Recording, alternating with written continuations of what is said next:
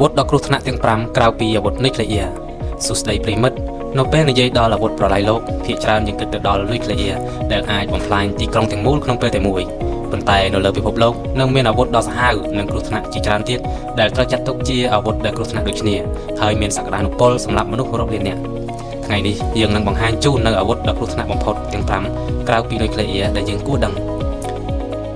លេខរៀងទី5មីស៊ីលឆ្លងទ្វីបល្បឿនលឿនបំផុតវាមិនមែនជាអាវុធគីមីឬអាវុធជីវសាស្ត្រទេប៉ុន្តែជាប្រព័ន្ធដឹកជញ្ជូនដែលបង្កើនគ្រោះថ្នាក់ដល់កម្រិតខ្ពស់បំផុតមីស៊ីលទាំងនេះអាចហោះហើរក្នុងល្បឿនលឿនជាងសម្លេងរហូតដល់5ដងនិងអាចបដូរទិសដៅក្នុងពេលហោះហើរធ្វើឲ្យប្រព័ន្ធការពារដែនអាកាសទំនើបបំផុតពិបាកស្ទះចាប់លេខរៀងទី4គ្រាប់បែកអុកស៊ីសែនគ្រាប់បែកនេះត្រូវបានគេដាក់រហស្សនាមថាជាឪពុកនៃគ្រាប់បែកទាំងអស់របស់រុស្ស៊ីនិងជាម្ដាយនៃគ្រាប់បែកទាំងអស់របស់អាមេរិកវាមិនបង្កើតការផ្ទុះដោយគ្រាប់បែកធម្មតាទេវាបញ្ចេញពពកឧស្ម័នដែលអាចឆេះបានបន្ទាប់មកឆក់យកអុកស៊ីសែនទាំងអស់នៅក្នុងតំបន់នោះហើយបង្កើតរលកសម្ពាធនិងកម្ដៅដ៏មហិមាដែលអាចកំទេចអ្វីៗទាំងអស់នៅក្នុងរង្វង់ជាច្រើនរយម៉ែត្រលេខរៀងទី3គឺអាវុធរ៉ាឌីសូឡូស៊ីអាវុធនេះមិនមែនជាគ្រាប់បែកនុយក្លេអ៊ែរពិតប្រាកដទេព្រោះវាមិនបំបែកអាតូមវាប្រើគ្រឿងផ្ទុះធម្មតាដើម្បីបាញ់សាចនៅធូលីឬសារធាតុវិទ្យុសកម្មនៅក្នុងបរិមាណធំមួយបើគេប្រើប្រាស់វាទោះបីជាវាមិនសម្លាប់មនុស្សភ្លាមច្រើនក៏ដោយក៏វាបង្កឲ្យមានការបំពុលវិទ្យុសកម្មធ្ងន់ធ្ងររាប់បញ្ចូលទាំងជំងឺមហារីកនិងត្រូវជម្លៀសប្រជាជនរាប់សែននាក់ចេញពីតំបន់នោះជារៀងរហូត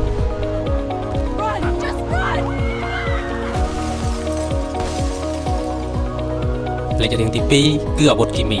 អាវុធដ៏កាចសាហាវនេះបានចាប់ផ្ដើមប្រើប្រាស់ទ្រង់ទ្រាយធំតាំងពីសង្គ្រាមលោកលើកទី1អាវុធគីមីដូចជាឧស្ម័នសរសៃប្រសាទអាចបណ្ដាលឲ្យមនុស្សស្លាប់ភ្លាមដោយការប៉ះពាល់ស្បែកឬដកដង្ហើមដោយធ្វើឲ្យប្រព័ន្ធសរសៃប្រសាទទាំងវាងាយស្រួលលាក់បាំងនិងផលិតជាអាវុធនុយក្លេអ៊ែរដូច្នេះហានិភ័យនៃការប្រើប្រាស់ដោយក្រុមភេរវករក៏មានខ្ពស់ដែរ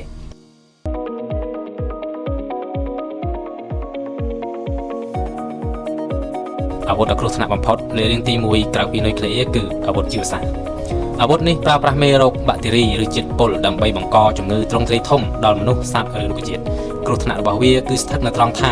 វាមិនមានព្រំដែនកំណត់ទេមេរោគដែលបំផ្លែងឬបង្កើតឡើងដោយមនុស្សអាចរីករាលដាលយ៉ាងលឿនទៅកាន់ពិភពលោកទាំងមូលដូចជាជំងឺរាតត្បាតដែរតែវាមានអត្រាស្លាប់ខ្ពស់ជាង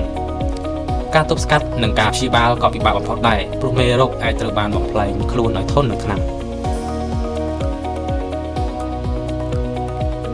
អាវុធទាំង5នេះមិនមែនគ្រាន់តែជាការគំរាមកំហែងដល់សមរភូមិប្រយុទ្ធមនុស្សទេប៉ុន្តែវាគ្រោះថ្នាក់ដែលគំរាមកំហែងដល់អាយុជីវិតមនុស្សជាតិទាំងមូលដូច្នេះហើយទើបអង្គការសហប្រជាជាតិនិងសហគមន៍អន្តរជាតិខិតខំប្រឹងប្រែងដើម្បីហាមឃាត់និងកាត់បន្ថយអាវុធប្រឡាយលោកគ្រប់ប្រភេទ